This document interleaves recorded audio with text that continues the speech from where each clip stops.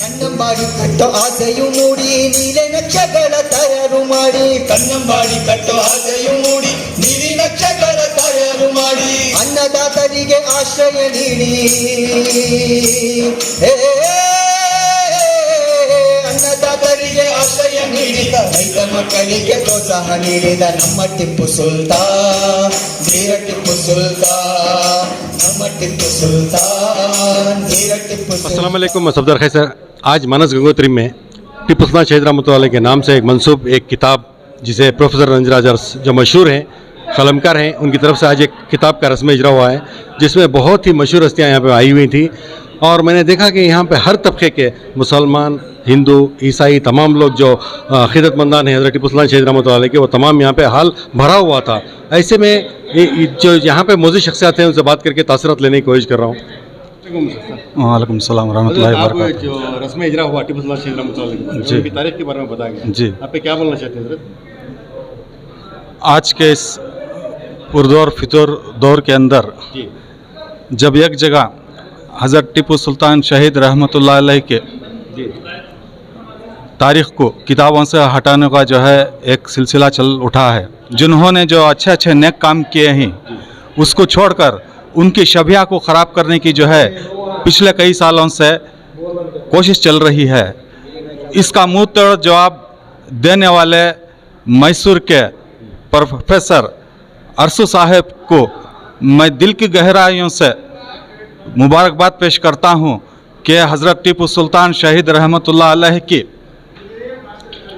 किताब जो उन्होंने इस फितने के दौर में जो जिगर के साथ सच्चाई को हिंदुस्तानियों के सामने और दुनिया के सामने जो पेश किए हैं उसे जो है कितना भी सराहा जाए वो कम है। और जो है ये लाख कोशिशें भी कर लें हज़रत टिप्पू सुल्तान शहीद जो है हमारे दिलों में हैं और हमेशा रहेंगे। तस्लीफ कर रहे हैं, क्या कहेंगे सर आप अपने तासरात बताइए। आज का प्रोग्राम जो एक मुनफलिक था, बहुत दिलचस्प था और ज़रूरी था जी। आज के इस पुरफतन माहौल में ऐसे प्रोग्राम का इनेकाद बहुत ही ज़रूरी है और वो भी गैर मुस्लिमों से। अब हम उनके जो फ़िरका परस्त क़ुव्वतें हैं उनको मुखालिफत करें तो एक तरफा होगा। उन्हीं के लोग उन्हीं हिंदू धर्म के लोग हिंदू को मानने वाले लोग वो जब खुद उनकी मजम्मत कर रही तो एक बहुत बड़ी बात है। और यहाँ पर हर मुखर्रिर ने अपने ज़ात से ऊपर उठकर इंसानियत के नाते हर अपने अपने ख्यालात का इजहार किया और जो आजकल माहौल चल रहा है उसकी पुरज़ोर अल्फाज में मजम्मत की और ऐसे ऑडियंस भी बहुत अच्छी तादाद में शामिल थे। उन्होंने भी भरपूर अपनी तालियों के ज़रिए उनका स्वागत भी किया। मैं प्रोफेसर रंजराज अरस साहब जो बहुत ही एक अच्छे सेक्युलर जहन के मालिक हैं, मैं उनको मुबारकबाद देता हूँ। उन्होंने पहले भी 2-4 किताबें ऐसे ही लिखी हैं और टिप्पू सुल्तान से उनको ज़्यादा अक़ीदत है। अक़ीदत अंधी अक़ीदत नहीं, मोदी के भक्तों की तरह अक़ीदत नहीं, वो तारीख़ के हक़ाइक़ को जानते हुए तारीख़ के अपने जो भी शवाहिद हैं उनको सामने पेश करते हुए टिप्पू सुल्तान की इमेज को साफ तौर पर पेश करने की कोशिश करते हैं। मैं उनको फिर एक बार मुबारकबाद का बहुत शुक्रगुजार हूँ कि हमारे टिप्पू सुल्तान शहीद के बारे में डिटेल हिस्ट्री जो हमें मालूम कम थी पूरी बहुत सी चीज़ उसमें है वो मालूम हुई है। एक शहीद कभी भी ज़िंदा रहता कर को बोलती हैं वैसा ही आज ये शहीद हर आदमी के इसमें ज़िंदा है इंशाल्लाह। रात वाले हर मुसलमान हो हिंदू हो क्रिश्चियन हो हर आदमी ये किताब लेना चाहिए और टिप्पू सुल्तान के बारे में टिप्पू सुल्तान शहीद के बारे में जानना चाहिए हर आदमी। Because in this time all are going against Tipu Sultan. So you are coming with fact. So about this book, can you please tell me something, sir? ಈ ಪುಸ್ತಕ ಬಗ್ಗೆ ಎರಡು ಮಾತು. ಈ ಪುಸ್ತಕ ನಾನು ಟಿಪ್ಪು ಬಗ್ಗೆ ಬರೆದಿಲ್ಲ. Tipu as an individual I am not interested. ಆ ಟಿಪ್ಪುತನ ಟಿಪ್ಪುನ ಪರ್ಸನಾಲಿಟಿ ಅವನ ವ್ಯಕ್ತಿತ್ವ ಏನಿದೆ ಅದನ್ನು ನಾನು ಅನಲೈಸ್ ಮಾಡೋಕ್ಕೆ ಹೋಗಿದ್ದೀನಿ. ಟಿಪ್ಪು ಆ್ಯಸ್ ಎ ಪರ್ಸನ್ ನೀವು ತಗೊಂಡಾಗ ಅವನು ಮುಸಲ್ಮಾನ, ಮುಸಲ್ಮಾನ ಅಂದ ತಕ್ಷಣ ನಮ್ಮ ರೈಟ್ ವಿಂಗ್ ಲೀಡರ್ಸ್ಗೆ ಅವನು ದೇಶದ್ರೋಹಿ. ಟಿಪ್ಪು ಆ್ಯಸ್ ಎ ಸುಲ್ತಾನ್ ಏನು ಮಾಡ್ದ, ಯಾಕೆ ಮಾಡ್ದ, according to his political atmosphere, social atmosphere, he took some decision. ಅದನ್ನು ನಾವು ಅನಲೈಸ್ ಮಾಡಬೇಕು, ಯಾತಕ್ಕೆ ಟಿಪ್ಪು ಆ ಕೆಲಸ ಮಾಡ್ದ. ನಾವೇನು ಮಾಡ್ತೀವಿ ಈಗ ಆ್ಯಸ್ ಎ ಹಿಸ್ಟ್ರಿ ಸ್ಟೂಡೆಂಟ್, ಯಾರೂ ಹಿಸ್ಟ್ರಿ ಸ್ಟೂಡೆಂಟ್ ಅಲ್ಲ. ಈಗ ಮಾತಾಡ್ತಾ ಇದ್ದಾರಲ್ಲ ಅವ್ರು ಯಾರೂ ಹಿಸ್ಟ್ರಿ ಸ್ಟೂಡೆಂಟ್ಸ್ ಅಲ್ಲ. ಐದರ್ ಹಿಂದೂ ಆರ್ ಮುಸಲ್ಮಾನ್ ಅಷ್ಟೇ. ಮೆಂಟಾಲಿಟಿ ಆ ಥರ ಬಂದ್ಬಿಟ್ಟಿದೆ, ಆ ಥರ ಆಗೋಯ್ತು. ಬ್ರಿಟಿಷರು ಹಿಂದೆ ಬರೆದಿದ್ದಾರೆ, ಬ್ರಿಟಿಷ್ ಲೈಬ್ರರಿಲಿದೆ ಅಂತ ನಮ್ಮ ತೇಜಸ್ವಿ ಸೂರ್ಯ ಮೈಸೂರಿನ MP ಯಾರೋ ಪ್ರತಾಪ್ ಸಿಂಹ ಹೇಳ್ತಾರೆ. ಅವ್ರು ಓದಿದಾರೋ ಇಲ್ವೋ ಗೊತ್ತಿಲ್ಲ. ಬ್ರಿಟಿಷರು ಯಾಕೆ ಬರೆದ್ರು ಅನ್ನೋದನ್ನು ನೋಡಬೇಕು ನಾವು. ರಿಯಾಲಿಟಿ ಸಚ್ಚಾಯಿ ಅಂತೀವಲ್ಲ, ಒಂದೇ ಥಿಂಗ್ ಅದು. ಆದರೆ ನಿಮಗೆ ಅದು ಬೇರೆ ಕಾಣುತ್ತೆ, ನನಗೆ ಬೇರೆ ಕಾಣುತ್ತೆ. ಅವರು ಬರೆಯೋ ಅವರ ಇಂಟೆನ್ಷನ್ ಏನಿತ್ತು ಅದನ್ನು ನಾವು ಸ್ಟಡಿ ಮಾಡಬೇಕು, ಕ್ರಾಸ್ ಚೆಕ್ ಮಾಡಬೇಕು. ಆಮೇಲೆ ನಾವು ವಿತೌಟ್ ಎನಿ ಬಯಾಸ್ ನಾವು ಇಂಟರ್ಪ್ರಿಟ್ ಮಾಡಬೇಕು. ಅದನ್ನು ಯಾರೂ ಮಾಡ್ತಾ ಇಲ್ಲ, ನಾನು ಅದನ್ನು ಮಾಡೋಕ್ಕೆ ಹೊರಟಿದ್ದೀನಿ. I am not a follower of Tipu, I am not against Tipu. Tipu as a sultan ಅಷ್ಟೇ ನಾನು ನೋಡ್ತಾ ಇರೋದು. ಅವನ್ನೆಲ್ಲ ಮಾಡೋದು ಯಾಕೆ ಮಾಡಿ. ಇಲ್ಲಿ ನಮ್ಮ ವಿಶ್ವನಾಥ್ ಹೇಳಿದ್ರು ಮದ್ಯಪಾನ ನಿಷೇಧ ಮಾಡಿದ್ದ ಅಂತ. ಇವತ್ತು ನಾವು ಮದ್ಯಪಾನ ಜಾಸ್ತಿ ಮಾಡಿ ಜಾಸ್ತಿ ಕುಡೀರಿ, ಸರ್ಕಾರ ಟ್ರೆಜರಿಗೆ ಹಣ ಬರಲಿ ಅಂತೀವಿ. ಅವನು ಮದ್ಯಪಾನ ನಿಷೇಧ ಮಾಡಿದ ವಿಶ್ವನಾಥ್ ಹೇಳಿದ್ರಲ್ಲ, ನಾನು ಅದನ್ನು ಮುಂದುವರಿಸಿ ಇನ್ನೊಂದು ಮಾತು ಹೇಳ್ತೀನಿ. ಥರ್ಡ್ ಮೈಸೂರು ಬರೋದಾಗ 3,30,00,000 ದುಡ್ಡು ಕೊಡೋಕ್ಕಾಗದೆ ಅವನಿಬ್ಬರು ಮಕ್ಕಳನ್ನ ಪ್ಲೆಡ್ಜ್ ಮಾಡ್ತಾನೆ. ಟಿಪ್ಪುಗೆ ಫೈನಾನ್ಸ್ ಮಿನಿಸ್ಟರು ಮೀರ್ ಸಾದಿಕ್ಕು ಅವನು ಸಜೆಷನ್ ಕೊಡ್ತಾನೆ, ಮದ್ಯಪಾನ ನಿಷೇಧ ತೆಗೆದಾಕ್ಬಿಡಿ, ಜನ ಕುಡೀಲಿ, ಖಜಾನೆಗೆ ಹಣ ಜಾಸ್ತಿ ಬರುತ್ತೆ, ರಾಜ್ಕುಮಾರನ್ನ ನಾವು ಬೇಗ ಬಿಡಿಸ್ಕೊಂಬರ್ಬೋದು ಅಂತ ಹೇಳ್ತಾನೆ ಅವನು. ಆ್ಯಸ್ ಎ ಫೈನಾನ್ಸ್ ಮಿನಿಸ್ಟರ್ ಅವ್ನು ಹೇಳಿದ್ದು ಕರೆಕ್ಟು. ರಾಜಕುಮಾರ್ ಕರ್ಕೊಂಬರ್ಬೇಕು ಅಂತ ಹೇಳೋದು ಅಟ್ಯಾಚ್ಮೆಂಟ್ ಟುವರ್ಡ್ಸ್ ಟಿಪ್ಪು. ಆ ಟಿಪ್ಪು ಏನು ಹೇಳ್ತಾನೆ, ಹೌದು ಜಾಸ್ತಿ ಮಾಡ್ಯಾ, ನನ್ನ ಮಕ್ಕಳು ಬೇಕು ಕರ್ಕೊಂಬಿಟ್ಟ. ಹೇಳಲ್ಲ ಅವನು, ನನ್ನ ಮಕ್ಕಳು ತಡವಾಗಿ ಬರಲಿ ಚಿಂತೆ ಇಲ್ಲ, ಆದರೆ ಹೆಂಡ ಕುಡಿದು ನನ್ನ ಪ್ರಜೆಗಳು ಹಾಳಾಗುವುದು ನನಗೆ ಬೇಡ ಅಂತಾನೆ. ಏನು ಥಿಂಕಿಂಗ್ ಇದೆ ನಮ್ಮ ಮಂತ್ರಿಗಳು ಹೇಳ್ತಾರೆ ಇದನ್ನು. ಯಾರು ಹೇಳೋದು, ಕುಡಿದು ಹಾಳಾಗ್ರಿ ನಮಗೆ ದುಡ್ಡು ಬರಲಿ ಅಂತಾರೆ. ಅಷ್ಟೇ ಸರ್. ಸರ್ ಕೊನೆಯದಾಗಿ ಒಂದು ಮೆಸೇಜ್ ಕೊಟ್ಬಿಡಿ ಸರ್ ಯೂತ್ಸ್ಗೆ. ಕರೆಂಟ್ ಸಿನಾರಿಯಲ್ಲಿ ಹಿಂದೂ ಮುಸ್ಲಿಂ ಒಂಥರ ಒಂದು ಗೊಂದಲ ಇದೆಯಲ್ಲ, ಆ ಒಂದು ಪೀಸ್ಫುಲ್ ಒಂದು ಮೆಸೇಜ್ ಕೊಟ್ಬಿಡಿ ಸರ್. ಸರ್ ನನಗಿಷ್ಟೇ, ಪೊಲಿಟಿಕಲ್ ಇಂಟೆನ್ಷನ್ಸ್ ಇಟ್ಕೊಂಡು ಇವತ್ತು ಟಿಪ್ಪನ್ನ ಕೆಟ್ಟದಾಗಿ ಪಿಕ್ಚರೈಸ್ ಮಾಡ್ತಾ ಇದ್ದಾರೆ. ಅದು ಬಿಡಬೇಕು. Study a person as he is, what he did for the welfare of the country and people. ಬ್ರಿಟಿಷರ್ನ ಅವನು ಓಡಿಸೋದಕ್ಕೆ ಪ್ರಯತ್ನ ಪಟ್ಟ. ಟಿಪ್ಪು ಒಬ್ಬನನ್ನು ಎದುರಿಸೋದಕ್ಕೆ ಬ್ರಿಟಿಷರ್ ಕೈಲಾಗೋದಿಲ್ಲ. ಫಸ್ಟ್ ಆ್ಯಂಡ್ ಸೆಕೆಂಡ್ ಮೈಸೂರು ಬಾರ್ಲಿ ಸೋತು ಓಡೋಗ್ತಾರೆ. আর ಥರ್ಡ್ ಆ್ಯಂಡ್ ಫೋರ್ತ್ ಮೈಸೂರು ಬಾರ್ಲಿ ಟಿಪ್ಪುನ ಎದುರಿಸೋದಕ್ಕೆ ಅವರು ಮರಾಠ, ಹೈದರಾಬಾದ್ ನಿಜಾಮ, ಕರ್ನಾಟಕ ನವಾಬ ಇವರೆಲ್ಲರೂ ಯುನೈಟೆಡ್ ಫ್ರಂಟ್ ಮಾಡಿ ಟಿಪ್ಪು ಮೇಲೆ ಅಟ್ಯಾಕ್ ಮಾಡ್ತಾರೆ. And what was the strength and power of Tipu? Bad luck. Tipu original ಥಿಂಕಿಂಗ್ನ ನಾವು ಅರ್ಥ ಮಾಡ್ಕೊಳಕ್ಕೆ ಹೋಗಲಿಲ್ಲ. ನಾವು ಬ್ರಿಟಿಷರ ಟ್ರ್ಯಾಪಿಗೆ ಬಿದ್ವಿ. That is the tragedy of this country. Sir, ಈ ಟಿಪ್ಪು ಸುಲ್ತಾನ್ ಬಗ್ಗೆ ಬುಕ್ಸಲ್ಲಿ ಏನೇನು ಮಾಹಿತಿ ಇದೆ ಅದು ತೆಗಿಯೋಕ್ಕೆ ಇದು ಮಾಡ್ತಾರೆ. ಆ್ಯಸ್ ಎ ಹಿಸ್ಟಾರಿಯನ್ ಏನು ಹೇಳ್ತೀರಾ ಸರ್? ಯಾವುದ್ರ ಬಗ್ಗೆ? ಸಿಲೆಬಸ್ಸು ಟಿಪ್ಪು ಸುಲ್ತಾನ್ ಬಗ್ಗೆ ಎಷ್ಟು ಹಿಸ್ಟ್ರಿ ಇದೆಯಲ್ಲ ಅದು ತೆಗಿಬೇಕು ಅಂತ ಒಂದು ಇದಾಗ್ತಾ ಇದೆ.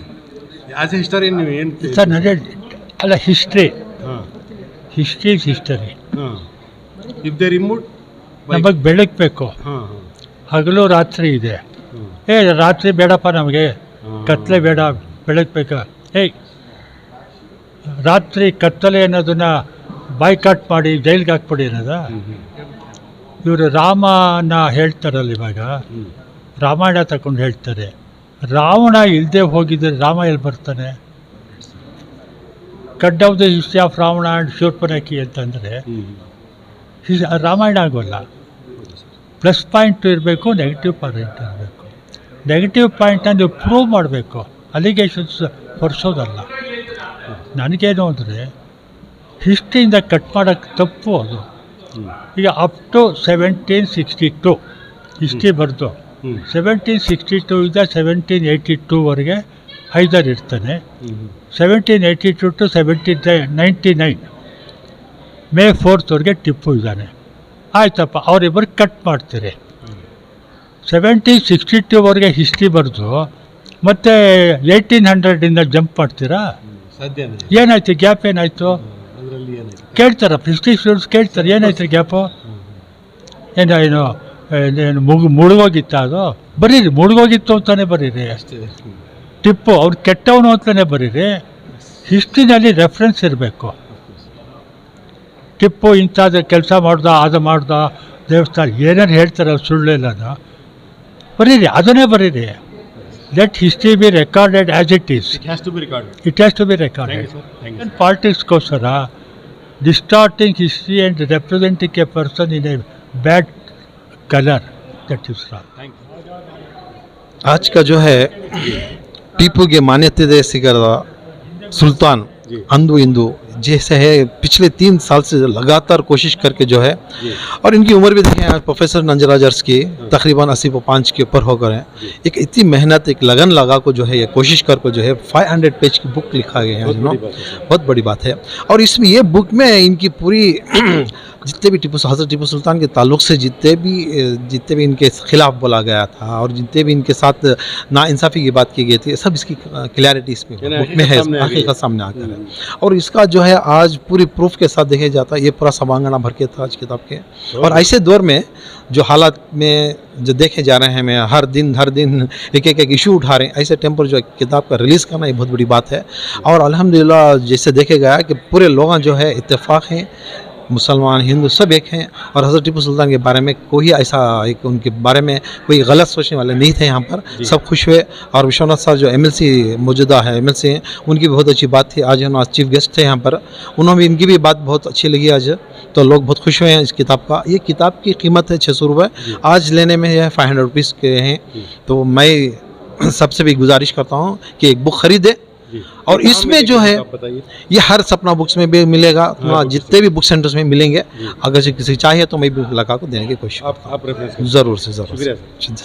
ಸರ್ ಕೊನೆಯದಾಗಿ ಏನು ಹೇಳಕ್ಕೆ ಇಷ್ಟಪಡ್ತೀರಾ? ಇವತ್ತಿನ ದಿನದಲ್ಲಿ ಈ ಪಾಳ್ಯಗಾರಿಕೆ, ಕ್ರೌರ್ಯ, ದ್ವೇಷ, ಅಸೂಯೆ, ಹಿಂಸೆ ಇವುಗಳ ಮೇಲೆ ರಾಷ್ಟ್ರವನ್ನು ನಿರ್ಮಾಣ ಮಾಡಲಿಕ್ಕೆ ಹೊರಟಿದ್ದಾರೆ. ಆದರೆ ಆ ಪ್ರಕೃತಿನೇ ಈ ರೀತಿ ಇಂಥ ಸಂದರ್ಭಗಳಲ್ಲಿ ಟಿಪ್ಪುವನ್ನು, ಅವನ ಚರಿತ್ರೆಯನ್ನು, ಅವನ ಸತ್ಯದ ಘಟನೆಗಳನ್ನು ಪ್ರಕೃತಿನೇ ಈ ರೀತಿ ನಂಜರಾಜವರ ಮೂಲಕ, ಅವರ ಮುಖಾಂತರ ಸತ್ಯವನ್ನು ತಿಳಿಸ್ಕೊಡ್ಲಿಕ್ಕೆ ಆ ಪ್ರಕೃತಿನೇ ಈ ಸಂದರ್ಭ ಒದಗಿಸ್ಕೊಟ್ಟಿದೆ ಅಂತ ನಾನಾದರೂ ಕೂಡ ಭಾವಿಸ್ತೀನಿ. 2 ಗಂಟೆಗಳ ಕಾಲದಿಂದಲೂ ಕೂಡ ಮೈಸೂರು ಹುಲಿ ಟಿಪ್ಪು ಸುಲ್ತಾನ್ ಬಗ್ಗೆ ಹಲವಾರು ವಿಚಾರಗಳನ್ನು ನಾವು ಕೇಳಿದೆವು. ನಾಗಮೋಹನ್ ದಾಸರವರು ದೇಶದ ಸಂವಿಧಾನ, ರಾಜಕಾರಣ ಮತ್ತು ಜನತಾಂತ್ರಿಕ ಅಂಗಗಳಾದಂಥ ಶಾಸಕಾಂಗ, ಕಾರ್ಯಾಂಗ, ನ್ಯಾಯಾಂಗ ಇದರೆಲ್ಲವನ್ನು ಕೂಡ ಬಹುವಿಧದಲ್ಲಿ ಚರ್ಚೆ ಮಾಡ್ತಾ ಹಲವಾರು ಎಚ್ಚರಿಕೆಯ ಮಾತುಗಳನ್ನು ಕೂಡ ಸರ್ಕಾರಕ್ಕೆ ಮಾನ್ಯತೆ ಸಿಗದ ಸುಲ್ತಾನ್ ಅಂದು ಇಂದು ಕೃತಿ ಲೋಕಾರ್ಪಣೆ. ಅದರೊಂದಿಗೆ ಮಹೇಶ್ ಗುರೂರು, ಟಿಪ್ಪು ಸುಲ್ತಾನ್ ಅವರು,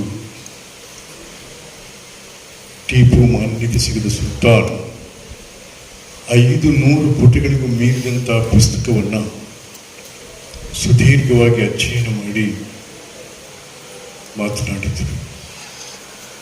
ಶಿವರಾಮ್ರವರು ಕೂಡ ಅವರು ಪೊಲೀಸ್ ಇಲಾಖೆಯಲ್ಲಿ ಕೆಲಸ ಮಾಡ್ತಿರ್ತಾರೆ. ಹೇಗೆ ಏನೇನಾಗ್ತದೆ ಅಂತಕ್ಕಂಥದ್ದು ನಾವು, ಯಾಕೆಂತಂದರೆ ಅವ್ರು ಹಾಕೋ ಕೇಸ್ಗಳಿಗೆ ಆಂಟಿಸಿಪೇಟರಿ ಬೈಲು ಬೇಕು ಮತ್ತು ಏನಾಗ್ತದೆ ಅಂತ ಹೇಳೋದು ಬೇಕು. ಮತ್ತು ಡಾಕ್ಟರ್ ಶಿವರಾಮ್ ಶಂಕರ್ ಅವರೇ ಮತ್ತೆಲ್ಲ ಸ್ನೇಹಿತರು, ಟಿಪ್ಪು ಮಾನ್ಯತೆ ಸಿಗದ ಸುಲ್ತಾನ್, ನಾನು ಬಹಳ ತಲೆ ಕೆಡಿಸ್ಕೊಂಡೆ. ಹೇಗೆ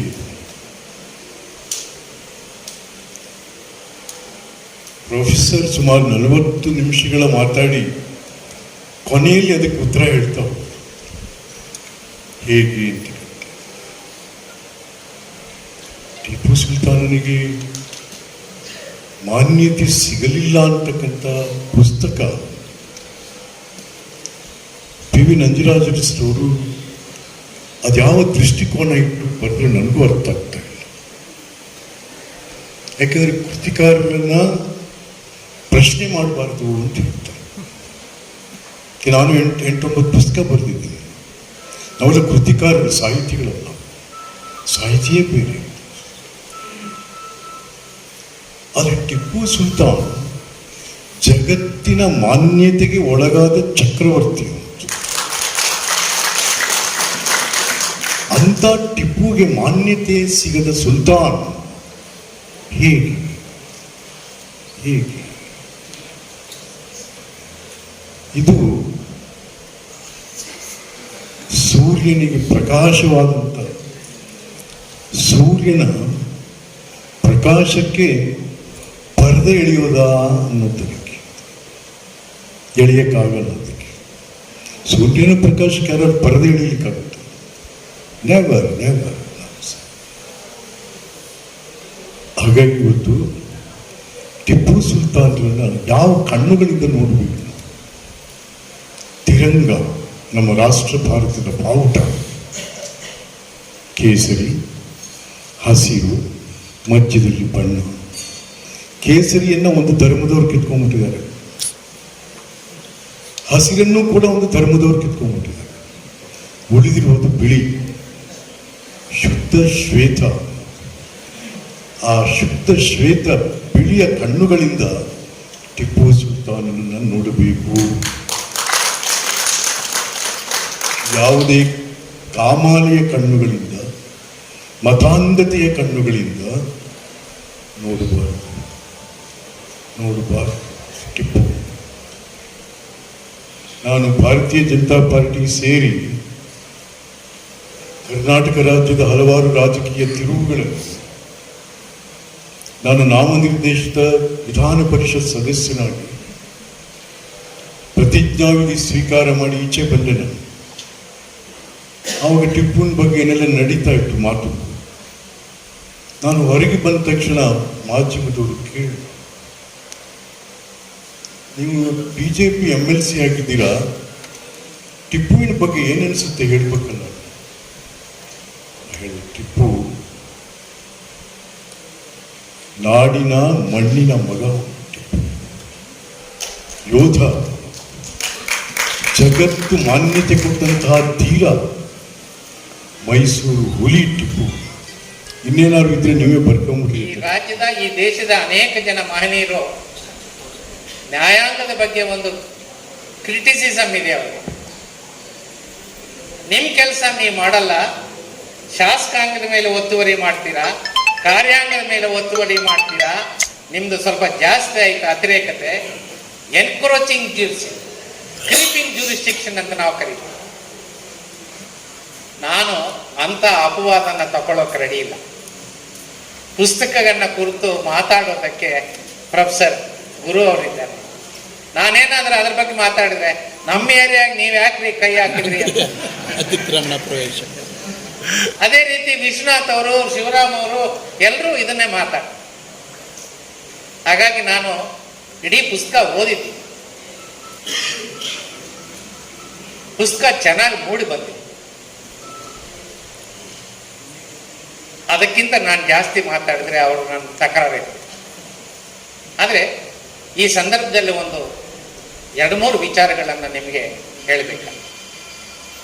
ಜಗತ್ತಿನಲ್ಲಿ ಅನೇಕ ಕ್ರಾಂತಿಗಳು ನಡೆದಿವೆ. ಪ್ರತಿಯೊಂದು ಕ್ರಾಂತಿಯು ಒಂದಲ್ಲ ಒಂದು ರೀತಿಯ ಬದಲಾವಣೆಗಳನ್ನು ತಂದಿದೆ. ಆದರೆ ಯಾವ ಕ್ರಾಂತಿಯೂ ತರಲಾರದಷ್ಟು ಬದಲಾವಣೆಯನ್ನ ಜಗತ್ತಿನಲ್ಲಿ ಪುಸ್ತಕಗಳು ತಂದಿವೆ ಅಂತಕ್ಕಂಥ ಮಾತಿದೆ. ಹಾಗಾಗಿನೇ ನಾವು ಒಪ್ಪದೇ ಇರಲಿ, ಮಹಾಭಾರತ, ರಾಮಾಯಣ, ಕುರಾನ್, ಬೈಬಲ್, ಗುರುಗ್ರಂಥ, ಬುದ್ಧನ ಬೋಧನೆಗಳು, ಅಂಬೇಡ್ಕರ್ ಬೋಧನೆಗಳು, ಕಾರ್ಲ್ ಮಾರ್ಕ್ಸ್ನ ದಾಸ್ ಕ್ಯಾಪಿಟಲ್ಲು ಈ ರೀತಿ ಜಗತ್ತಿನ ಜನರನ್ನ ಇನ್ನೂ ಪ್ರಭಾವಗೊಳಿಸಿ ಮುನ್ನಡೆಸ್ತಾ ಇದೆ ಅಂತಕ್ಕಂಥ ಸತ್ಯನ್ನ ನಾವ್ಯಾರೂ ಮರೆಯಲ್ಲ. ಹಾಗಾಗಿ ನಾವೆಲ್ಲರೂ ಒಂದು ಸಂಸ್ಕೃತಿಯನ್ನು ಬೆಳೆಸ್ಕೋಬೇಕು. ಪುಸ್ತಕಗಳನ್ನು ಓದುವ ಸಂಸ್ಕೃತಿಯನ್ನು, ಕೊಂಡುಕೊಳ್ಳುವ ಸಂಸ್ಕೃತಿಯನ್ನ, ಪುಸ್ತಕಗಳನ್ನು ದಾನ ಮಾಡುವಂತ ಸಂಸ್ಕೃತಿಯನ್ನ, ಸಾಧ್ಯ ಆದರೆ ಪುಸ್ತಕಗಳನ್ನು ಬರೀತಕ್ಕಂಥ ಒಂದು ಕಾಯಕನ ನಾವು ನಿರ್ವಹಿಸಬೇಕು ಅಂತ ಇವತ್ತು ಈ ಸಂದರ್ಭದಲ್ಲಿ ನಿಮ್ಮೆಲ್ಲರಲ್ಲೂ ನಾನು ಮನವಿ ಮಾಡ್ತೇನೆ. ಬಂಧುಗಳೇ, ನಾನು 25 ವರ್ಷಗಳ ಕಾಲ ಬೆಂಗಳೂರು ಶಹರ್ನಲ್ಲಿ ವಕೀಲನಾಗಿ ಕೆಲಸ ಮಾಡಿದೆ. 10 ವರ್ಷ ಹೈಕೋರ್ಟಿನ ನ್ಯಾಯಮೂರ್ತಿಯಾಗಿ ಕೆಲಸ ಮಾಡಿದೆ. ನಿವೃತ್ತಿಯಾದ ನಂತರ ಸುಪ್ರೀಂ ಕೋರ್ಟ್ನಲ್ಲಿ 4 ವರ್ಷ ಡೆಸಿಗ್ನೇಟೆಡ್ ಸೀನಿಯರ್ ಅಡ್ವೊಕೇಟ್ ಆಗಿ ಕೆಲಸ ಮಾಡಿದೆ. ಈಗ ಬೆಂಗಳೂರಿನಲ್ಲಿ ಆರ್ಬಿಟ್ರೇಷನ್ ಕೇಸು ನಡೆಸ್ತಾ ಇದೆ. ಆದರೆ ನನ್ನ ದೀರ್ಘವಾದಂಥ ಈ ಅನುಭವದಲ್ಲಿ ತಂದೆ ಮಕ್ಕಳು, ಅಣ್ಣ ತಮ್ಮಂದರು, ಅಕ್ಕ ತಂಗಿರು ಆಸ್ತಿಗಾಗಿ ಒಡೆದಾಟ ಮಾಡಿಕೊಂಡು ಕೇಸ್ ಹಾಕ್ಕೊಂಡ್ರು, ಬ್ಯಾಂಕ್ ಬ್ಯಾಲೆನ್ಸ್ಗೆ ಕೇಸ್ ಹಾಕ್ಕೊಂಡ್ರು, ಒಡವೆಗಳಿಗೆ ಕೇಸ್ ಹಾಕ್ಕೊಂಡ್ರು, ಶೇರ್ಗಳಿಗೆ ಕೇಸ್ ಹಾಕ್ಕೊಂಡ್ರು. ಆದರೆ ನನ್ನ ಅನುಭವದಲ್ಲಿ ನನ್ನ ದುರಾದೃಷ್ಟನೋ ಏನೋ, ತಂದೆ ತಾಯಿಗಳು ಬಿಟ್ಟು ಹೋದಂತ ಪುಸ್ತಕಗಳಿಗೆ ನನಗೆ ಬೇಕು ಅಂತ ಒಡೆದಾಡ್ಕೊಂಡು ಒಂದು ಕೇಸ್ ಕಾಣಲೇ ಇಲ್ಲ. ಅಂತ ದಿನಗಳು ಬರಲಿ, ಅಂತ ಕೇಸ್ಗಳು ಬರಲಿ ಅಂತ ನಾನು ಆಪೇಕ್ಷಿಸ್ತೀನಿ. ಆ ದಿಕ್ಕಿನಲ್ಲಿ ನಾವೆಲ್ಲರೂ ಪುಸ್ತಕ ಸಂಸ್ಕೃತಿಯನ್ನ, ಪುಸ್ತಕ ಮಹತ್ವವನ್ನ ಕಟ್ಟೋಣ ಅಂತಕ್ಕಂಥದ್ದು ನನ್ನ ಅಭಿಪ್ರಾಯ. Super sir. ಬಂಧುಗಳೇ, ಪುಸ್ತಕ ಅಂದ್ರೆ ಸಾಹಿತ್ಯ. ಸಾಹಿತ್ಯ ಹೆಂಗೆ ಮೂಡು ಬರುತ್ತೆ? ನೀವು ನೋಡದೇ ಇರೋದನ್ನ, ಕೇಳದೇ ಇರೋದನ್ನ, ಓದದೇ ಇರೋದನ್ನ, ಅನುಭವಿಸದೇ ಇರೋದನ್ನ ಯಾರಾದರೂ ಎದ್ದು ನಿಂತು ಇಂಥದ್ದೊಂದು ಇದೆ ಸರ್ ನಾನು ಹೇಳಬಲ್ಲೆ ಅಂತ ಹೇಳಿ, which you have not seen, which you have not read, which you have not heard, which you have not experienced, please tell me one thing. ಶೂನ್ಯದಲ್ಲಿ ಏನನ್ನೂ ಸೃಷ್ಟಿಸಲೋಕೆ ಸಾಧ್ಯ. ಹಂಗಿದ್ರೆ ಹೇಳಿದ್ದನ್ನೇ ಬರೆಯೋದು, ಕೇಳಿದ್ದನ್ನೇ ಬರೆಯೋದು, ನೋಡಿದ್ದನ್ನೇ ಬರೆಯೋದು, ಅನುಭವಿಸಿದ್ದನ್ನೇ ಬರೆಯೋದು ಆದ್ರೆ ಕ್ರಿಯಾಶೀಲತೆ ಅಂದ್ರೇನು? ನಾನು ಅನೇಕ ಸಂದರ್ಭದಲ್ಲಿ ಇದನ್ನು ಹೇಳಿದ್ದೀನಿ. ನನ್ನ ಪುಸ್ತಕಗಳಲ್ಲೂ ನಾನೇನು ಬರೆದೆ. ಮೈಸೂರು ಝೂನಲ್ಲಿ ಕಂದು ಬಣ್ಣದ ಹುಲಿನೂ ಇದೆ, ಬಿಳಿ ಬಣ್ಣದ ಹುಲಿನೂ ಇದೆ. ಆದ್ರೆ ನೀವು ಯಾರಾದ್ರೂ ಗ್ರೀನ್ ಟೈಗರ್ ನೋಡಿದ್ದೀರಾ? ಯಾರಾದ್ರೂ ನೋಡಿದ್ರೆ ಕೈ ಎತ್ತಿ. ನಾನು ನೋಡಿ. ಹೆಂಗೆ ಅಂತಂದ್ರೆ, ನಾನು ಹಸಿರು ಬಣ್ಣನೂ ನೋಡಿದ್ದೀನಿ, ಬಿಳಿ ಬಣ್ಣದ ಹುಲಿಯನ್ನು ನೋಡಿದ್ದೀನಿ. ಆ ಬಿಳಿ ಭಾಗಗಳಿಗೆ ಹಸಿರು ಬಣ್ಣನ ಹಚ್ಚಿ ನಿಮ್ಮ ಮುಂದೆ ಒಂದು ಗ್ರೀನ್ ಟೈಗರ್ ಇಟ್ಟು ನೋಡಿದ್ದನ್ನೇ, ಕೇಳಿದ್ದನ್ನೇ, ಅನುಭವಿಸಿದ್ದನ್ನೇ, ಓದಿದ್ದನ್ನೇ ಬೇರೆ ಬೇರೆ ಪ್ರಕಾರಗಳಲ್ಲಿ, ಬೇರೆ ಬೇರೆ ಮಜಲುಗಳಲ್ಲಿ ನಿಮ್ಮ ಮುಂದೆ ಇಡ್ತಾರಲ್ಲ, ಅದನ್ನೇ ಕ್ರಿಯಾಶೀಲ. ದಕ್ಷಿಣ ಭಾರತ ಸಾಮ್ರಾಟ ಒಪ್ಪತೀನಿ. ಈ trade is best to contain the growth of imperialism at the global level to the best of is ability. ಅಂತಾರಾಷ್ಟ್ರೀಯ ಮಟ್ಟದಲ್ಲಿ ಅವತ್ತೇನಾರ ಟಿಪ್ಪು ಯಶಸ್ವಿ ಆಗ್ಬಿಟ್ಟಿದ್ರೆ ಈ ಬ್ರಿಟಿಷರು ಬರ್ತಿರ್ಲಿಲ್ಲ, ಟ್ರಂಪು ಬರ್ತಿರ್ಲಿಲ್ಲ, ಈ ಬೈಡನು ಬರ್ತಿರ್ಲಿಲ್ಲ, ಅವ್ರ ಅಪ್ಪನೂ ಬರ್ತಿರ್ಲಿಲ್ಲ, ಅವ್ರ ಅವನು ಬರ್ತಿರ್ಲಿಲ್ಲ. ಅವತ್ತೇನಾರ ಟಿಪ್ಪು ಯಶಸ್ವಿ ಆಗ್ಬಿಟ್ಟಿದ್ರೆ ಬಂಧುಗಳು, ಅನ್ಯತಾ ಭಾವಿಸ್ಬೇಡಿ, ಸತ್ಯ ಹೇಳ್ತಾ ಇದ್ದೀನಿ ತಮ್ಮ ಮುಂದೆ. ಆಮೇಲೆ ಮೈಸೂರು ಅರಸರ ಜೊತೆಗೆ ಹೈದರಾಲಿನೂ ಒಳ್ಳೆ ಸಂಬಂಧ ಹೊಂದಿದ್ರು, ಟಿಪ್ಪುನೂ ಒಳ್ಳೆ ಸಂಬಂಧ ಹೊಂದಿದ್ರು. ಒಂದು ಮಾತನ್ನ ನಾನು ಸತ್ಯಕ್ಕೆ ತಲೆಬಾಗಿ ಹೇಳಬೇಕಾಗ್ತದೆ. ಮೈಸೂರು ಅರಸರು ನರಸಿಂಹರಾಜ ಒಡೆಯರು ಸಹಕಾರ ಇಲಾಖೆ ಉದ್ಧಾರ ಮಾಡ್ತಾರೆ, ಚಾಮರಾಜ ಒಡೆಯರು ಸಾಕಷ್ಟು ಒಳ್ಳೆ ಕೆಲಸ ಮಾಡ್ತಾರೆ, ನಾಲ್ವಡಿ ಕೃಷ್ಣರಾಜ ಒಡೆಯರು ಬೆಳಗ್ಗೆ ಎದ್ದು ಕೂಡಲೇ ನಾವು ಅವನ್ನ ನಿಲ್ಲಿಸ್ಕೋಬೇಕು ಅಂತಹ ಬಹುದೊಡ್ಡ ರಾಜ. ಜಯಚಾಮರಾಜ ಒಡೆಯರು ಅವರು ಕೂಡ ಬಹಳ ದೊಡ್ಡ ಮನುಷ್ಯ, ಗವರ್ನರ್ ಆಫ್ ತಮಿಳುನಾಡು ಆಗ್ತಾರೆ, ಮದ್ರಾಸ್ ಸ್ಟೇಟ್ ಆಗ್ತಾರೆ, ಕರ್ನಾಟಕ ಗವರ್ನರ್ ಆಗ್ತಾರೆ. ಆದರೆ ಇವರು ಮಾಡಿರೋ ಒಳ್ಳೆ ಕೆಲಸಕ್ಕೆ ನಾವೆಲ್ಲರೂ ರೂಢಿಯಾಗಿದ್ದೇವೆ. ಆದರೆ they never had the guts to contain British imperialism in Indian soil. They rather compromised with the power structure. ಶಕ್ತಿ ರಾಜಕಾರಣ ಜೊತೆ ಮೈಸೂರು ಅರಸರು ರಾಜ್ಯ ಮಾಡ್ಕೊಂಡದೇ ಜಾಸ್ತಿ, ಹೋರಾಟ ಮಾಡದ್ದೇ ಬಹಳ ಕಡಿಮೆ ಅಂತಕ್ಕಂತಹ ಒಂದು ಮಾತನ್ನ ಸತ್ಯಕ್ಕೆ ತಲೆಬಾಗಿ ಹೇಳ್ಬೇಕಾಗುತ್ತೆ. ಟಿಪ್ಪು ಒಂದು ಮಾತು ಹೇಳ್ತಾನೆ, ಜೋ ಜೀತಾ ಹೈ ವಹಿ ಸಿಕಂದರ್, ನೈ ಆಯ್ತು ಮಕ್ಕಂದರ್ ಅಂದ್ಬಿಡ್ತಾನೆ. ಯಾರು ಯುದ್ಧ ಮಾಡಿ ಗೆಲ್ತಾರೆ ಬೃಹತ್ ಶತ್ರುಗಳ ವಿರುದ್ಧ, ಸಾಮ್ರಾಜ್ಯಶಾಹಿಗಳ ವಿರುದ್ಧ, ಅವರು ಸಿಕಂದರ್ ಜಯಶಾಲಿ ಧೀರ ಶೂರ ಆಗ್ತಾರೆ. ಹಾಗಾಗಿ ಅವರು ಹೇಳ್ತಾರೆ, I consider myself as the real Sultan of Mysore state, not Maharajas of Mysore, not royal family members ಅಂತ ನೇರವಾಗಿ ಹೇಳ್ತಾರೆ. ಟಿಪ್ಪು ಸುಲ್ತಾನ್ ಕೃತಿಯಲ್ಲಿ ಅರಸು ಅವರು ಬಹಳ ಚೆನ್ನಾಗಿ ಇದು ಮಾಡ್ತಾರೆ. ಯಾಕೆಂದ್ರೆ ಈ ಲಕ್ಷ್ಮಣಿ ಭಾರಿ ರಾಜಕೀಯ ಮಾಡ್ತಾರೆ, ಬ್ರಿಟಿಷರ ಜೊತೆ ಬಹಳನೇ ಕರೆಸ್ಪಾಂಡೆನ್ಸ್ ಮಾಡ್ತಾರೆ. ಟಿಪ್ಪು ಮತ್ತು ಹೈದರಾಲಿ ಅವ್ರನ್ನ ಮಣಿಸ್ಬೇಕು, ದುರ್ಬಲಗೊಳಿಸ್ಬೇಕು ಅಂತ ತಂತ್ರಗಾರಿಕೆಗಳನ್ನು ರೂಪಿಸ್ತಾರೆ. ಆಯಾಮ ಬಹಳ ತಂತ್ರಗಾರಿಕೆ. ಅವರ ತಂತ್ರಗಳು ಜೆ ವೆಬ್ ಅಂತಕ್ಕಂತಹ ಬ್ರಿಟಿಷ್ ಅಧಿಕಾರಿ ಜೊತೆಗೆ ನಡೆಸಿರ್ತಕ್ಕಂತಹ ಪತ್ರ ವ್ಯವಹಾರಗಳಲ್ಲಿ ಅಧಿಕೃತವಾಗಿ ದಾಖಲಾಗಿವೆ. Justice Saheb, it is on record. Whatever conspiracy they had done against Hyderali and Tipu Sultan, it is on record. J. Webb has documented it. ನೀವು ಅರ್ಥ ಮಾಡ್ಕೊಳ್ಳಿ, ಬ್ರಿಟಿಷ್ ಸಾಮ್ರಾಜ್ಯಶಾಹಿಯನ್ನ ವಿರೋಧ ಮಾಡಿದಂಥ ಟಿಪ್ಪುಯಲ್ಲಿ ಅವ್ರ ಜೊತೆಗೆ ಕೈ ಜೋಡಿಸಿ ರಾಜ್ಯಕ್ಕಾಗಿ, ತಮ್ಮ ಅಧಿಕಾರಕ್ಕಾಗಿ, ತಮ್ಮ ಸಂಪತ್ತಿಗಾಗಿ ಅವ್ರ ಜೊತೆ ಉಳಿದಂಥ ಮೈಸೂರ ಅರಸರಲ್ಲಿ ನೀವು ಇದು ಆತ್ಮಾವಲೋಕನ ಮಾಡಿ. ಆಜಾನ್ ಆಯಿತು, ಟಿಪ್ಪು ಆದರೂ ಇವತ್ತು ಮಾವಿನ ಹಣ್ಣಿಗೆ ಬಂದು ನಿಂತಿದೆ. ನ್ಯಾಯಮೂರ್ತಿಗಳು ಒಂದು ಮಾತು ಹೇಳಿದ್ರು, ಏನಾಗ್ತಾ ಇದೆ ದೇಶದಲ್ಲಿ ಅಂತ. ನಾನೊಬ್ಬ ಪೊಲೀಸ್ ಅಧಿಕಾರಿಯಾಗಿ ಅಡ್ವಾನ್ಸ್ ಇನ್ಫಾರ್ಮೇಶನ್ ನಿಮ್ಮ ಸಮ್ಮುಖದಲ್ಲಿ ನಾನು ಕೊಡ್ತಾ ಇದ್ದೀನಿ ಸರ್. ಅವ್ರ ಮುಂದೆ ಮಾಡೋದು ಒಂದೇ. ಈಗ ನೀವೆಲ್ಲ ಮಾಲ್ ಸಂಸ್ಕೃತಿಯಲ್ಲಿದ್ದೀರಾ. ಮಾಲಿಗೆ ಬುರ್ಕ ಹಾಕೊಂಡು ಬರಬಾರ್ದು ಯಾವ ಹೆಣ್ಣುಮಗಳು, ಮುಸ್ಲಿಂ ಹೆಣ್ಮಕ್ಳು ಅಂತ ಮೊದಲಿಗೆ ಹೇಳ್ತಾರೆ. ಯಾಕೆ ಹೇಳ್ತಾರೆ ಅಂದರೆ ಸೆಕ್ಯೂರಿಟಿ ಥ್ರೆಟ್ ಇರುತ್ತೆ, ಸಿನಿಮಾ ಮಂದಿರಗಳಿಗೆ ಬರಬಾರ್ದು, ರಸ್ತೆಗೆ ಓಡಾಡಬಾರ್ದು. ಇದನ್ನು ತಂದೇ ತರ್ತಾರೆ. ತಂದ ನಂತರ ನಾನು ಈ ಮಂಗಾಟ ಮಾಡುವಂಥ ಎಲ್ಲ ಭಜರಂಗ ಬಿಜರಂಗ ಏನೇನು ರಂಗಗಳಿದೆಯೋ ಅವ್ರಿಗೆ ಇಲ್ಲಿಂದ ಒಂದು ಮನವಿ ಮಾಡ್ತೇನೆ, ದಯಮಾಡಿ ಈ ಶ್ರೇಷ್ಠ ಭಾರತದ ಸಂಸ್ಕೃತಿಯನ್ನು ಹಾಳು ಮಾಡಬೇಡಿ. ಈ ಶ್ರೇಷ್ಠ ಭಾರತದಲ್ಲಿ ಬಿಸ್ಮಿಲ್ಲಾ ಖಾನ್ ಅಂತ ಒಬ್ಬ ಶ್ರೇಷ್ಠ ಗಾಯಕರಿದ್ದರು, ಭಾರತ ರತ್ನ ಪಡೆದಿದ್ರು. ಬಿಸ್ಮಿಲ್ಲಾ ಖಾನ್ರು ಮಸೀದಿಲಿ ಕೂತ್ಕೊಂಡು ರಿಯಾಜ್ ಮಾಡ್ತಾ ಇರಲಿಲ್ಲ. ರಿಯಾಜ್ ಅಂದರೆ ಪ್ರಾಕ್ಟೀಸ್.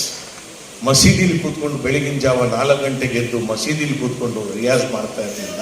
ಅವರು ಪ್ರಾಕ್ಟೀಸ್ ಮಾಡ್ತಾ ಇದ್ದಿದ್ದು, ರಿಯಾಜ್ ಮಾಡ್ತಾ ಇದ್ದಿದ್ದು, ಸಂಗೀತದ ಶಹನಾಯಿನ ವಾದನವನ್ನು ನುಡಿಸ್ತಾ ಇದ್ದಿದ್ದು ನಾವು ಗೌರವಿಸ್ತಕ್ಕಂಥ ಗಂಗಾ ನದಿಯ ತಟದಲ್ಲಿ ಕಾಶಿ ವಿಶ್ವನಾಥನ ದೇವಸ್ಥಾನದ ಮುಂದೆ ಕೂತ್ಕೊಂಡು ಅವರು ಮಸೀದಿ ಮುಂದೆ ಕೂತ್ಕೊಳ್ಳಿಲ್ಲ. ಅವರು ಬಿಸ್ಮಿಲ್ಲಾ ಖಾನ್ ಅವರು 4 ತಲೆಮಾರು ಸಂಗೀತಗಾರರು, ಅವರು ಶ್ರೇಷ್ಠ ಸಂಗೀತಗಾರರು, ಭಾರತ ರತ್ನ ಪಡೆದಂಥ ಕೀರ್ತಿವಂತ ಸಂಗೀತಗಾರ. ಅವರು ವಿದೇಶದಲ್ಲಿ ಒಂದು ಕಾರ್ಯಕ್ರಮ ಕೊಟ್ಟಾಗ ಈ ದೇಶದ ದೊಡ್ಡ ಉದ್ಯಮಿ ದೇಶವನ್ನು ಬಿಟ್ಟು ವಿದೇಶದಲ್ಲಿ ನೆಲೆಸಿರುವ ರಾಷ್ಟ್ರಪ್ರೇಮಿ ಅವ್ರ ಪ್ರಕಾರ. ನನ್ನ ಪ್ರಕಾರ ಅವರು ರಾಷ್ಟ್ರದ್ರೋಹಿ. ದೇಶಕ್ಕೆ ವಂಚನೆ ಮಾಡಿ ಅಲ್ಲೋಗಿ ಕಲಿಸಿದ್ದಾರೆ. ಅವರು ಬಿಸ್ಮಿಲ್ಲಾ ಖಾನ್ರಿಗೊಂದು ಆಮಿಷ ಒಡ್ಡಿದ್ರು, ನೀವು ಎಂಥ ಶ್ರೇಷ್ಠ ಗಾಯಕ, ಒದ್ದಾಡ್ತಾ ಇದ್ದೀರಿ ಜೀವನ ಮಾಡಲಿಕ್ಕೆ, ಬನ್ನಿ ನಮ್ಮ ರಾಷ್ಟ್ರಕ್ಕೆ, ದೇಶ ಬಿಟ್ಟು ಬನ್ನಿ, ಭಾರತ ದೇಶವನ್ನು ಬಿಟ್ಟು ಬನ್ನಿ, ನಿಮಗೆ ನಾನು ಏನು ಆ ರಿಯಾಜ್ ಮಾಡಲಿಕ್ಕೆ ಏನು ವ್ಯವಸ್ಥೆ ಬೇಕು ಅದನ್ನು ನಾನು ಮಾಡಿಕೊಡ್ತೇನೆ, ನಿಮಗೇನು ನಿಮ್ಮ ಕುಟುಂಬಕ್ಕೆ ನಿಮ್ಮ ಜೀವಮಾನ ಇರೋ ತನಕ ನಾನು ಪೋಷಿಸ್ತೇನೆ, ಹಣ ಕೊಡ್ತೇನೆ ಅಂದಾಗ ನಾವೆಲ್ಲ ಆಗಿದ್ರು ಹೊರಟು ಬಿಡ್ತಾ ಇದ್ವಿ, ಬ್ಯಾಗು ಎಲ್ಲ ಸರಂಜಾಮ ಇಟ್ಕೊಂಡು ಹೊರಟು ಬಿಡ್ತಾ ಇದ್ವಿ. ಬಿಸ್ಮಿಲ್ಲಾ ಖಾನ್ರು ಒಂದು ಮಾತು ಹೇಳ್ತಾರೆ, ನನಗೂ ಬರೋಕ್ಕೆ ಆಸೆ, ಆದರೆ 2 ಅವಶ್ಯಕತೆ ಇದೆ, ಅದನ್ನು ಪೂರೈಸ್ತೀರ ಅಂತ ಕೇಳಿದಾಗ ಹೇಳಿ ಅಂತ ಹೇಳ್ತಾರೆ. ಒಂದು, ಗಂಗಾ ನದಿಯನ್ನು ಇಲ್ಲಿ ತರಲಿಕ್ಕೆ ಸಾಧ್ಯವ ಅಂತ ಕೇಳ್ತಾರೆ. 2ನೇದು, ಅಲ್ಲಾನ ಕರ್ಕೊಂಡು ಬನ್ನಿ ಅಂತ ಅವ್ರು ಹೇಳೋದಿಲ್ಲ, ಕಾಶಿ ವಿಶ್ವನಾಥನ ಇಲ್ಲಿ ಕರ್ಕೊಂಡು ಬರ್ತಾರೆ. ಇದಲ್ವ ಭಾರತೀಯತೆ, ಇದಲ್ವ ರಾಷ್ಟ್ರಧರ್ಮ. ಪೊಲೀಸ್ ಇಲಾಖೆ ಎಷ್ಟು ಹದಗೆಟ್ಟಿದೆ, ಭ್ರಷ್ಟಾಚಾರದ ಕೂಪಾಗಿದೆ, ಅದನ್ನು ಹೇಳ್ತಾ ಇದೇ ವರ್ಷ ಫೆಬ್ರವರಿ 2ನೇ ತಾರೀಕು ಅತ್ಯಂತ ಹಿರಿಯ ಪತ್ರಕರ್ತ ಗೌತಮ್ ಮಾಚಯ್ಯ ಅವರು ಒಂದು ಲೇಖನ ಬರೀತಾರೆ ಡೆಕ್ಕನ್ ಹೆರಾಲ್ಡ್ ಪತ್ರಿಕೆಯಲ್ಲಿ. ಅದರಲ್ಲಿ ಅವರು ಹೇಳ್ತಾರೆ, ಎಷ್ಟು ಗಬ್ಬೆದ್ದೋಗಿದೆ ಕರ್ನಾಟಕದ ಪೊಲೀಸ್ ಇಲಾಖೆ. ಹೈಕೋರ್ಟ್ ಪೀಠದಲ್ಲಿ ಕುಳಿತಿರುವಂಥ ಒಬ್ಬರು ನ್ಯಾಯಾಧೀಶರು ಪೀಠದಲ್ಲಿ ಕುಳಿತೇ ಹೇಳ್ತಾರೆ, ಕರ್ನಾಟಕದ ಪೊಲೀಸ್ ಇಲಾಖೆ ಭ್ರಷ್ಟಾಚಾರದಿಂದ ತುಂಬಿದೆ. ಪೀಠದಲ್ಲಿ ಕುಳಿತು ಹೇಳ್ತಾರೆ. ಮುಖ್ಯಮಂತ್ರಿಗಳ ಮನೆ ಕಾವಲಿಗಿರುವಂಥ ಪೊಲೀಸರು ಅಫೀಮ್ ದಂಧೆ ಮಾಡುವಂಥ ದಳ್ಳಾಳಿಗಳಾಗ್ತಾರೆ. ಮುಖ್ಯಮಂತ್ರಿಯವರು IPS ಆಫೀಸರ್ಸ್ನಲ್ಲಿ ಕರೆದು ಛೀಮಾರಿ ಮಾಡ್ತಾರೆ. ಸಸ್ಪೆಂಡ್ ಮಾಡೋಕ್ಕಾಗಲ್ಲ ಅವ್ರ ಕೈಗೆ. ನಮ್ಮ ಮಾನ್ಯ ಗೃಹ ಮಂತ್ರಿಗಳು, ಪೊಲೀಸ್ ಅಧಿಕಾರಿಗಳು ಎಷ್ಟು ಇಲಾಖೆ ಕೆಟ್ಟಿದೆ ಅಂತ ಅವರೇ ಹೇಳ್ತಾರೆ. ನಾಯಿಗಳು ಅವ್ರು ಹೇಳ್ತಾರೆ, ಗೃಹ ಮಂತ್ರಿಗಳು ಹೇಳೋದು, home minister Araga Jnanendra shed the entire system was rotten with police personnel accepting money and from culprits and sleeping like dogs. ನಾಯಿಗಳ ಥರ ವ್ಯವಹಾರ ಮಾಡ್ತಾರೆ, ಭ್ರಷ್ಟಾಚಾರಿಗಳು ಸೇರಿದ್ದಾರೆ ಅಂತ ಗೃಹ ಮಂತ್ರಿಗಳು ಹೇಳ್ತಾರೆ. ಇದು ಇವತ್ತಿನ ಪೊಲೀಸ್ ಇಲಾಖೆಯ ಚಿತ್ರಣ. ಅದು ಸಹಜ, ವೈಯಕ್ತಿಕ ಅಭಿಪ್ರಾಯ. ಆದರೆ ಹೇಳ ಸರ್, ಹೇಳ ಅಂದೆ, ಅವ್ರ ಅನುಮತಿ ತಗೊಂಡು ಹೇಳ್ತಾ ಇದ್ದೀನಿ. ಮೈಸೂರು RSS ಕೇಂದ್ರದಿಂದ ಮೈಸೂರಿನ ವರಿಷ್ಠರು ಇವರಿಗೆ ಬುಲಾವ್ ಮಾಡ್ತಾರೆ, ಹೋಗ್ತಾರೆ. ಇವರು ಟಿಪ್ಪು ಬಗ್ಗೆ ನೀವು ಮಾತಾಡ್ಕೊಂಡು ಯಾಕೆ ಆ ಥರ ಮಾತಾಡಿದ್ರಿ, ಮಾತಾಡ್ಕೊಡ್ದು ಅಂತ ಹೇಳ್ತಾರೆ. ವಿಶ್ವನಾಥ್ ಗೊತ್ತಲ್ಲ, ಡೋಂಟ್ ಕೇರ್.